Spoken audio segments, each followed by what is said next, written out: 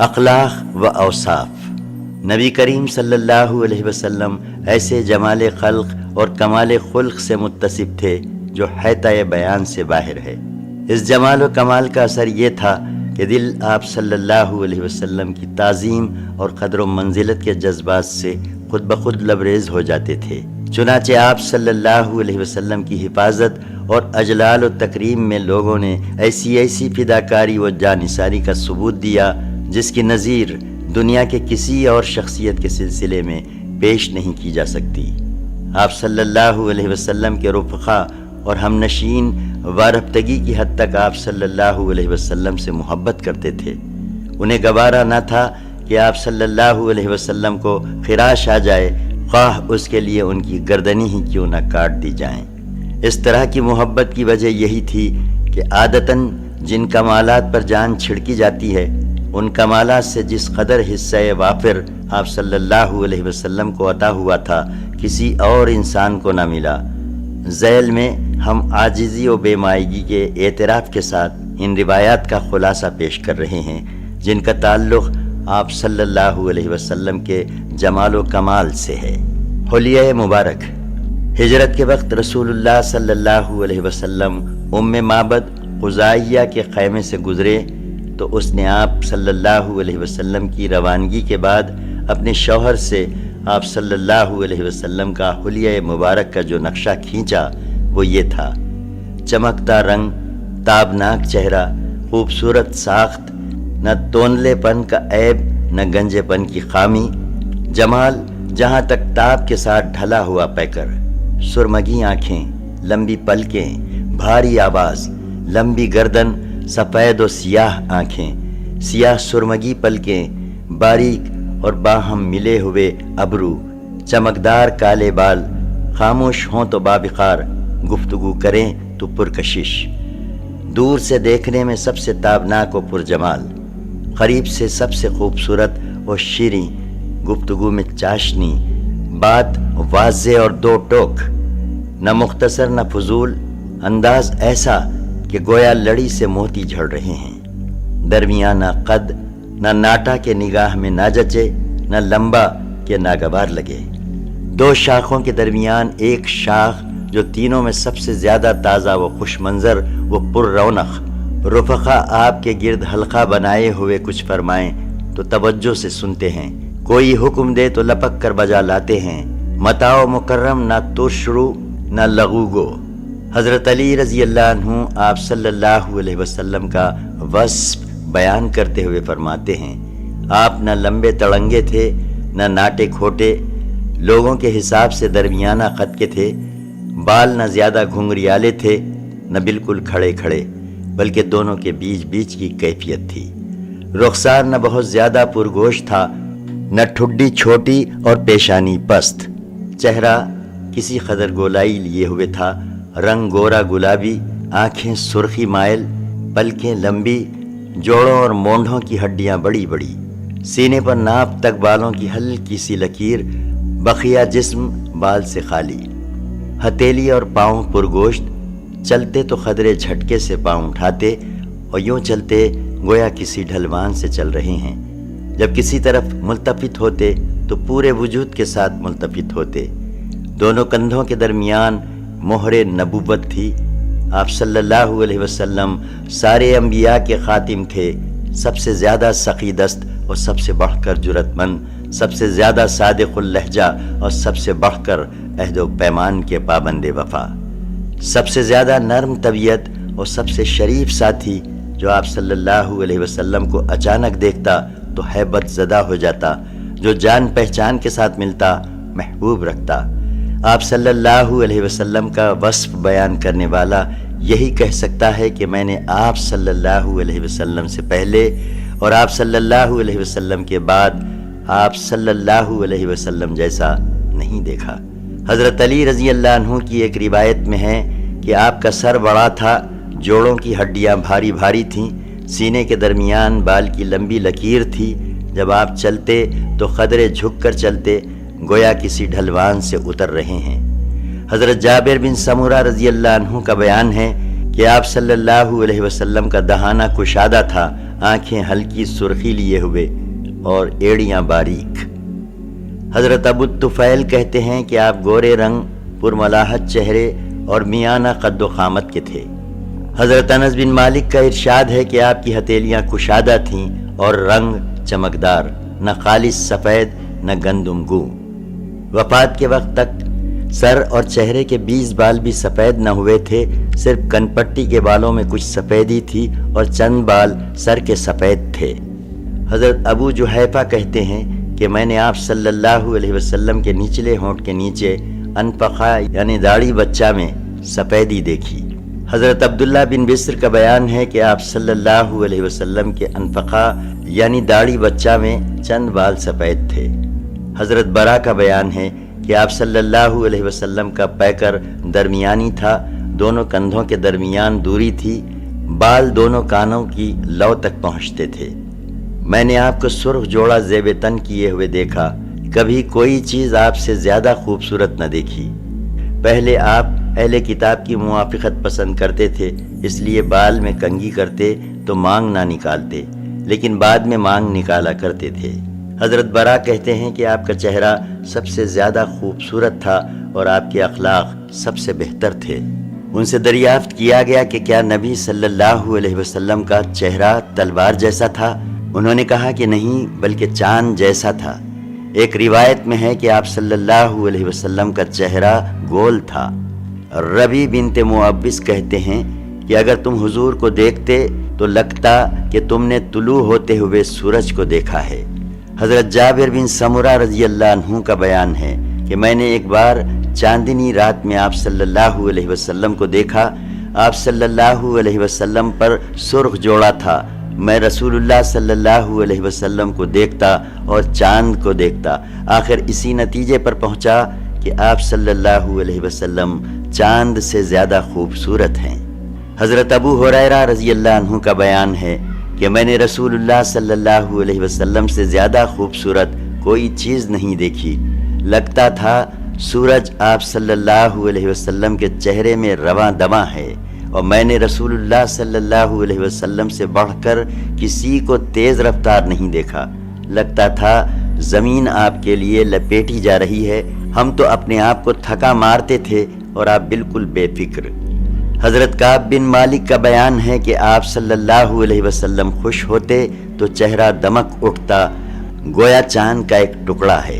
ایک بار آپ صلی اللہ علیہ وسلم عائشہ رضی اللہ عنہا کے پاس تشریف فرما تھے، پسینہ آیا تو چہرے کی دھاریاں چمک اٹھیں۔ یہ کیفیت دیکھ کر حضرت عائشہ رضی اللہ عنہا نے ابو کبیر حضلی کا یہ شعر پڑھا، جب ان کے چہرے کی دھاریاں دیکھو تو یوں چمکتی ہیں جیسے روشن بادل چمک رہا ہو۔ ابو بکر رضی اللہ عنہ آپ کو دیکھ کر یہ شعر پڑھتے، آپ امین ہیں، چنیدہ و برگزیدہ ہیں، خیر کی دعوت دیتے ہیں، گویا ماہ کامل کی روشنی ہے جس سے تاریکی آنکھ مچولی کھیل رہی ہے۔ حضرت عمر رضی اللہ عنہ زبیر کا یہ شعر پڑھتے جو حرم بن سینان کے بارے میں کہا گیا تھا، اگر آپ بشر کے سوا کسی اور چیز سے ہوتے تو آپ ہی 14ویں کی رات کو روشن کرتے، پھر فرماتے کہ رسول اللہ صلی اللہ علیہ وسلم ایسے ہی تھے۔ جب آپ غضبناک ہوتے تو چہرہ سرخ ہو جاتا، گویا دونوں رخساروں میں دانے انار نچوڑ دیا گیا ہے۔ حضرت جابر بن سمورہ کا بیان ہے کہ آپ صلی اللہ علیہ وسلم کی پنڈلیاں قدرے پتلی تھیں اور آپ صلی اللہ علیہ وسلم ہنستے تو صرف تبسم فرماتے، آنکھیں سرمگی تھیں، تم دیکھتے تو کہتے کہ آپ صلی اللہ علیہ وسلم نے آنکھوں میں سرما لگا رکھا ہے، حالانکہ سرما نہ لگا ہوتا۔ حضرت ابن عباس کا ارشاد ہے کہ آپ صلی اللہ علیہ وسلم کے آگے کے دونوں دانت الگ الگ تھے، جب آپ صلی اللہ علیہ وسلم گفتگو فرماتے تو ان دانتوں کے درمیان سے نور جیسا نکلتا دکھائی دیتا۔ گردن گویا چاندنی کی صفائی لیے ہوئے گڑیا کی گردن تھی، پلکیں طویل، داڑھی گھنی، پیشانی کشادہ،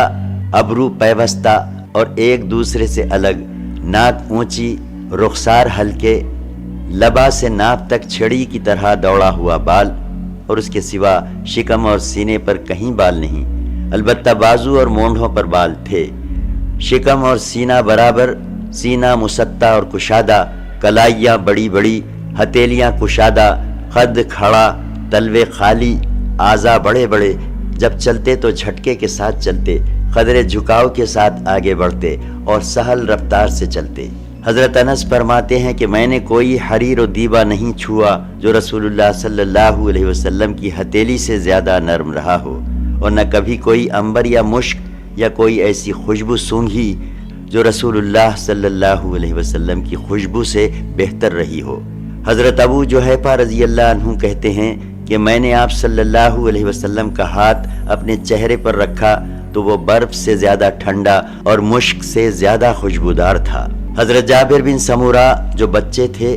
کہتے ہیں آپ صلی اللہ علیہ وسلم نے میرے رخسار پر ہاتھ پھیرا تو میں نے آپ صلی اللہ علیہ وسلم کے ہاتھ میں ایسی ٹھنڈک اور ایسی خوشبو محسوس کی گویا آپ صلی اللہ علیہ وسلم نے اسے عطار کے عطردان سے نکالا ہے۔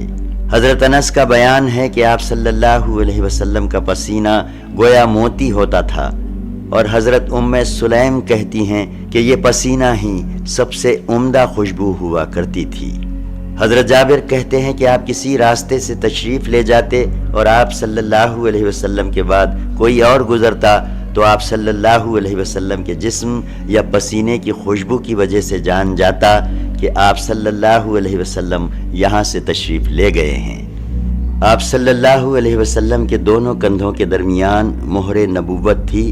جو کبوتر کے انڈے جیسی جسم مبارک ہی کے مشابہ تھی۔ یہ بائیں کندھے کی کری یعنی نرم ہڈی کے پاس تھی، اس پر مسوں کی طرح تلوں کا جمگھٹ تھا۔ کمال نفس اور مکارم اخلاق، نبی صلی اللہ علیہ وسلم فصاحت و بلاغت میں ممتاز تھے۔ آپ صلی اللہ علیہ وسلم طبیعت کی روانی، لفظ کے نکھار، فخروں کی جزالت، معانی کی صحت اور تکلف سے دوری کے ساتھ ساتھ جوامع الکلم یعنی جمع باتوں سے نوازے گئے تھے۔ آپ کو نادر حکمتوں اور عرب کی تمام زبانوں کا علم عطا ہوا تھا، چنانچہ آپ صلی اللہ علیہ وسلم ہر قبیلے سے اسی کی زبان اور محاوروں میں گفتگو فرماتے تھے۔ آپ صلی اللہ علیہ وسلم میں بددعاؤں کا زور بیان اور قوت تخاطب اور شہریوں کی شستگی الفاظ اور شفتگی و شائستگی جمع تھی، اور وحی پر مبنی تائید ربانی الگ سے۔ بردباری، قوت برداشت، قدرت پا کر درگزر اور مشکلات پر صبر ایسے اوصاف تھے جن کے ذریعے اللہ نے آپ کی تربیت کی تھی۔ ہر حلیم و بردبار کی کوئی نہ کوئی لغزش اور کوئی نہ کوئی حفولت جانی جاتی ہے، مگر نبی صلی اللہ علیہ وسلم کی بلندی کردار کا عالم یہ تھا کہ آپ صلی اللہ علیہ وسلم کے خلاف دشمنوں کی ایذا رسانی اور بدماشوں کی خودسری و زیادتی جس قدر بڑھتی گئی، آپ کے صبر و حلم میں اسی قدر اضافہ ہوتا گیا۔ حضرت عائشہ رضی اللہ عنہا فرماتی ہیں کہ رسول اللہ صلی اللہ علیہ وسلم کو جب بھی دو کاموں کے درمیان اختیار دیا جاتا تو آپ صلی اللہ علیہ وسلم وہی کام اختیار فرماتے جو آسان ہوتا، جب تک کہ وہ گناہ کا کام نہ ہوتا۔ اگر گناہ کا کام ہوتا تو آپ سب سے بڑھ کر اس سے دور رہتے۔ آپ صلی اللہ علیہ وسلم نے کبھی اپنے نفس کے لیے انتقام نہ لیا، البتہ اگر اللہ کی حرمت چاک کی جاتی تو آپ اللہ کے لیے انتقام لیتے۔ آپ سب سے بڑھ کر غیظ و غضب سے دور تھے اور سب سے جلد راضی ہو جاتے تھے۔ جود و کرم کا وصف ایسا تھا کہ اس کا اندازہ ہی نہیں کیا جا سکتا۔ آپ صلی اللہ علیہ وسلم اس شخص کی طرح بخشش و نوازش فرماتے تھے جسے فخر کا اندیشہ ہی نہ ہو۔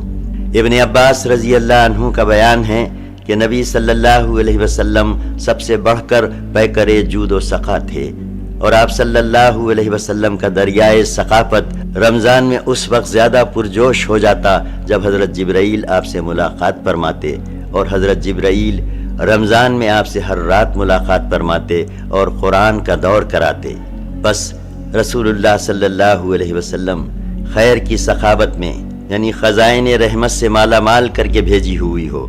اس میں بھی زیادہ پیش ہوتے تھے۔ حضرت جابر کا ارشاد ہے کہ ایسا کبھی نہ ہوا کہ آپ سے کوئی چیز مانگی گئی ہو اور آپ صلی اللہ علیہ وسلم نے نہیں کہہ دیا ہو۔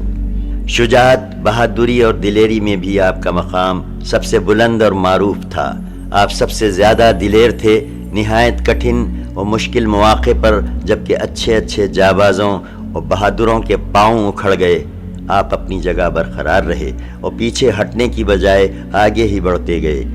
پائے ثبات میں ذرا لغزش نہ آئی۔ بڑے بڑے بہادر بھی کبھی نہ کبھی بھاگے اور پسپا ہوئے ہیں، مگر آپ میں یہ بات کبھی نہیں پائی گئی۔ حضرت علی کا بیان ہے کہ جب زور کا رن پڑتا اور جنگ کے شعلے خوب بھڑک اٹھتے تو ہم رسول اللہ صلی اللہ علیہ وسلم کی آڑ لیا کرتے تھے۔ آپ صلی اللہ علیہ وسلم سے بڑھ کر کوئی شخص دشمن کے قریب نہ ہوتا۔ حضرت انس کا بیان ہے کہ ایک رات اہل مدینہ کو خطرہ محسوس ہوا، لوگ آواز کی طرف دوڑے، راستے میں رسول اللہ صلی اللہ علیہ وسلم واپس آتے ہوئے ملے۔ آپ صلی اللہ علیہ وسلم لوگوں سے پہلے ہی آواز کی جانب پہنچ کر خطرے کے مقام کا جائزہ لے چکے تھے۔ اس وقت آپ صلی اللہ علیہ وسلم ابو طلحہ کے ایک ننگے گھوڑے پر سوار تھے، گردن میں تلوار حمائل کر رکھی تھی اور فرما رہے تھے، ڈرو نہیں، ڈرو نہیں، کوئی خطرہ نہیں۔ آپ سب سے زیادہ حیادار اور پست نگاہ تھے۔ ابو سعید خدری رضی اللہ عنہ فرماتے ہیں کہ آپ پردہ نشین کنواری عورت سے بھی زیادہ حیادار تھے۔ جب آپ کو کوئی بات ناگوار گزرتی تو چہرے سے پتہ لگ جاتا، اپنی نظریں کسی کے چہرے پر گاڑتے نہ تھے، نگاہ پست رکھتے تھے اور آسمان کی بنسبت زمین کی طرف نظر زیادہ دیر تک رہتی تھی۔ عموماً نیچی نگاہ سے تاکتے۔ حیا اور کرم نفس کا عالم یہ تھا کہ کسی سے ناگوار بات رو در رو نہ کہتے، اور نہ کسی کی کوئی ناگوار بات آپ صلی اللہ علیہ وسلم تک پہنچتی تو نام لے کر اس کا ذکر کرتے، بلکہ یوں فرماتے کہ کیا بات ہے کہ کچھ لوگ ایسا کر رہے ہیں۔ پرزدق کے اس شعر کے سب سے زیادہ صحیح مصداق آپ صلی اللہ علیہ وسلم تھے۔ آپ حیا کے سبب نگاہ پست رکھتے ہیں اور آپ کی ہیبت کے سبب نگاہیں پست رکھی جاتی ہیں۔ چنانچہ آپ صلی اللہ علیہ وسلم سے اسی وقت گفتگو کی جاتی ہے جب آپ تبسم فرما رہے ہوں۔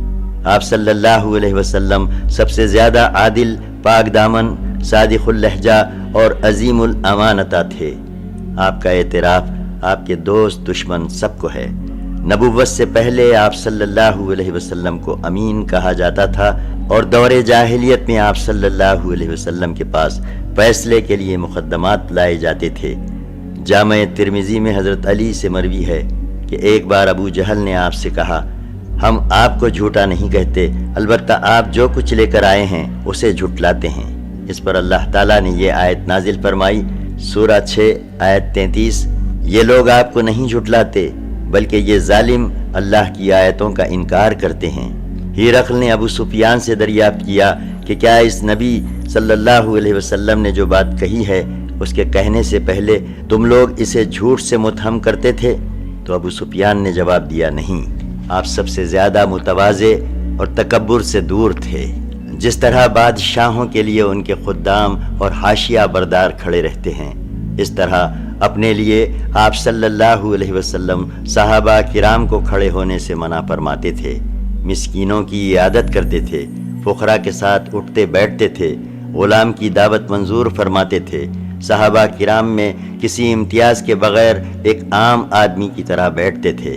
حضرت عائشہ فرماتی ہیں کہ آپ صلی اللہ علیہ وسلم اپنے جوتے خود ٹانکتے تھے، اپنے کپڑے خود سیتے تھے اور اپنے ہاتھ سے اس طرح کام کرتے تھے جیسے تم میں سے کوئی آدمی اپنے گھر کے کام کاج کرتا ہے۔ آپ صلی اللہ علیہ وسلم بھی انسانوں میں سے ایک انسان تھے، اپنے کپڑوں میں جوئیں تلاش کرتے تھے، اپنی بکری دوہتے تھے، اپنا کام خود کرتے تھے۔ آپ صلی اللہ علیہ وسلم سب سے بڑھ کر عہد کی پابندی اور صلہ رحمی فرماتے تھے، لوگوں کے ساتھ سب سے زیادہ شفقت اور رحم و مربت سے پیش آتے تھے، رہائش اور ادب میں سب سے اچھے تھے۔ آپ کا اخلاق سب سے زیادہ کشادہ تھا، بدخلقی سے سب سے زیادہ دور و نفور تھے، نہ عادتاً فحش گو تھے، نہ بتکلف فحش کہتے تھے، نہ لعنت کرتے تھے، نہ بازار میں چیختے چلاتے تھے، نہ برائی کا بدلہ برائی سے دیتے تھے، بلکہ معافی اور درگزر سے کام لیتے تھے۔ کسی کو اپنے پیچھے چلتا ہوا نہ چھوڑتے تھے، اور نہ کھانے پینے میں اپنے غلاموں اور لونڈیوں میں ترفع اختیار فرماتے تھے۔ اپنے خادم کا کام خود ہی کر دیتے تھے، کبھی اپنے خادم کو اف نہیں کہا، نہ کسی کام کرنے یا نہ کرنے پر عتاب فرمایا، مسکینوں سے محبت کرتے، ان کے ساتھ اٹھتے بیٹھتے اور ان کے جنازوں میں حاضر ہوتے تھے، کسی فقیر کو اس کے فقر کی وجہ سے حقیر نہیں سمجھتے تھے۔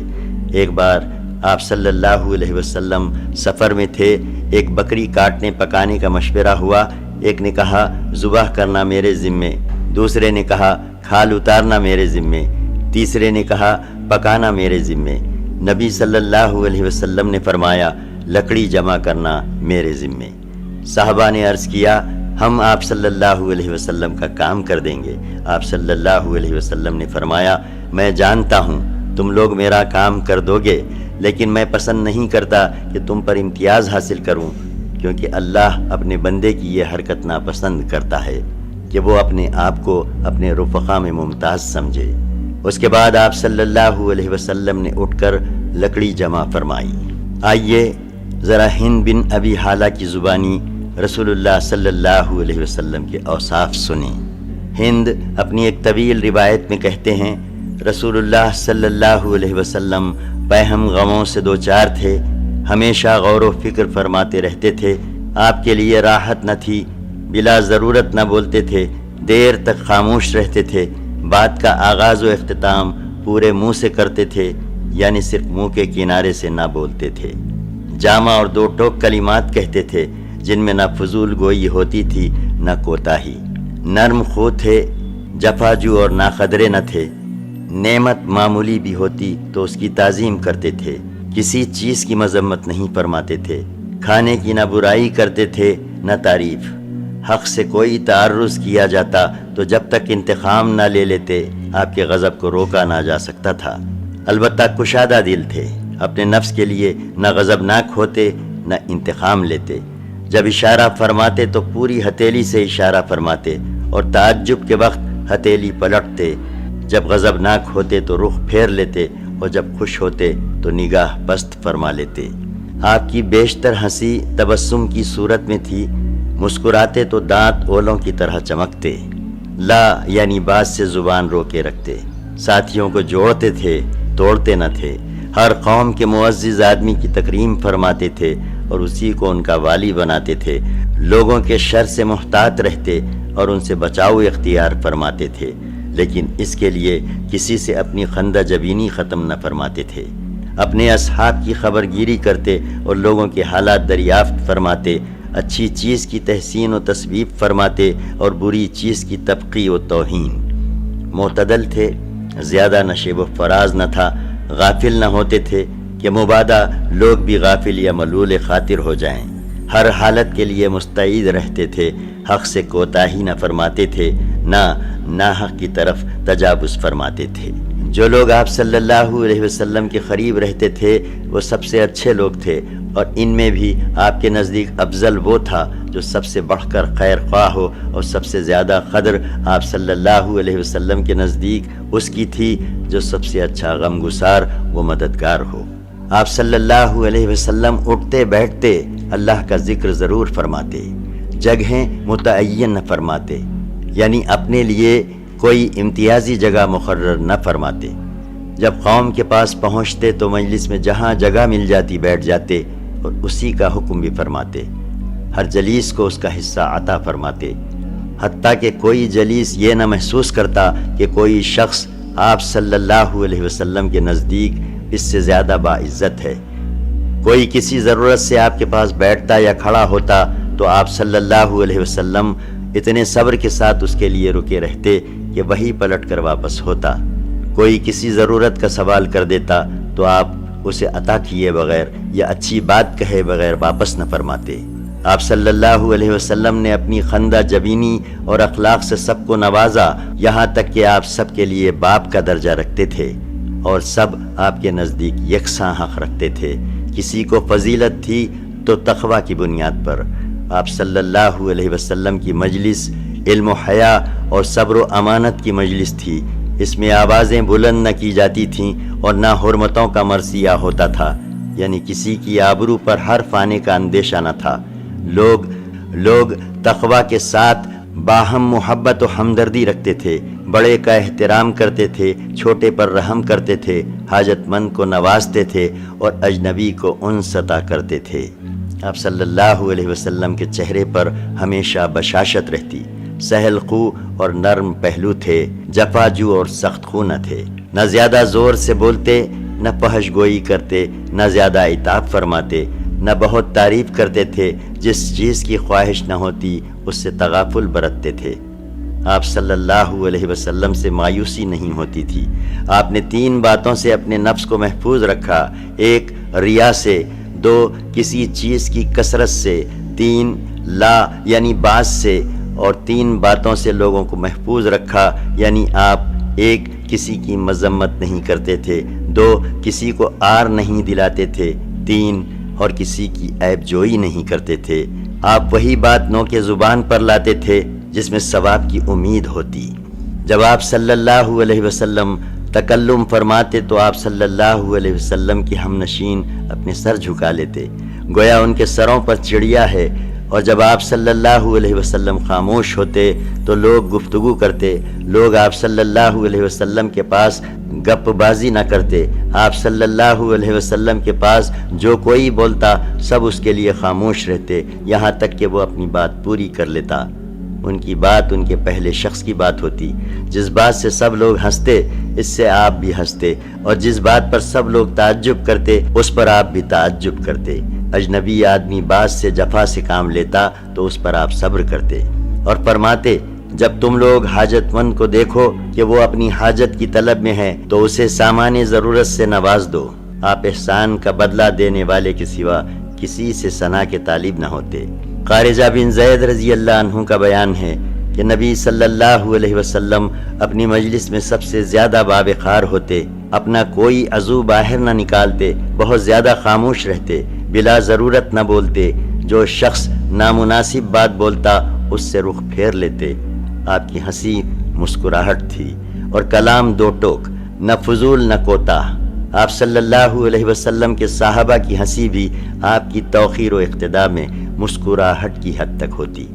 حاصل یہ کہ نبی صلی اللہ علیہ وسلم بے نظیر صفات کمال سے آراستہ تھے۔ آپ کے رب نے آپ صلی اللہ علیہ وسلم کو بے نظیر ادب سے نوازا تھا، حتیٰ کہ اس نے خود آپ کی تعریف میں فرمایا، سورہ 68 آیت 4، یقیناً آپ عظیم اخلاق پر ہیں، اور یہ ایسی خوبیاں تھیں جن کی وجہ سے لوگ آپ کی طرف کھنچ آئے، دلوں میں آپ کی محبت بیٹھ گئی، اور آپ صلی اللہ علیہ وسلم کو قیادت کا وہ مقام حاصل ہوا کہ لوگ آپ پر فریفتہ ہو گئے۔ انہی خوبیوں کے سبب آپ کی قوم کی اکڑ اور سختی نرمی میں تبدیل ہوئی، یہاں تک کہ یہ اللہ کے دین میں فوج در فوج داخل ہو گئی۔ یاد رہے کہ ہم نے پچھلے صفحات میں آپ کی جن خوبیوں کا ذکر کیا ہے وہ آپ صلی اللہ علیہ وسلم کے کمال اور عظیم صفات کے مظاہر کی چند چھوٹی چھوٹی لکیریں ہیں، ورنہ آپ صلی اللہ علیہ وسلم کے مجدد و شرف اور شمائل و خصائل کی بلندی اور کمال کا یہ عالم تھا کہ ان کی حقیقت اور طے تک نہ رسائی ممکن ہے، نہ اس کی گہرائی ناپی جا سکتی ہے۔ بھلا عالم وجود کے اس سب سے عظیم بشر کی عظمت کی کناں تک کس کی رسائی ہو سکتی ہے، جس نے مجدد و کمال کی سب سے بلند چوٹی پر اپنا نشیمن بنایا اور اپنے رب کے نور سے اس طرح منور ہوا کہ کتاب الہی ہی کو اس کا وصف اور خلق قرار دیا گیا،